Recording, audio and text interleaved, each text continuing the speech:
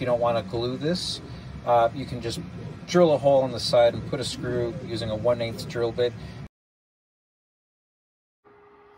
So here's yet another alternative on attaching the pommel to the Darksaber handle.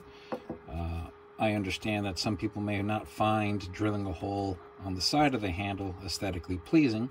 So what I did was I brought up the STL file in Blender and I added a couple of faces on either side with a couple of protrusions that will attach to this part of the handle.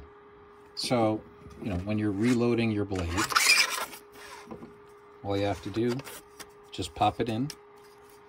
You just may have to shimmy them a little bit, and then it'll stay secure. Not perfect, but, you know, it could be up to perfection as well. So I'll upload this STL file, and the link will be right below this video. Okay, thanks.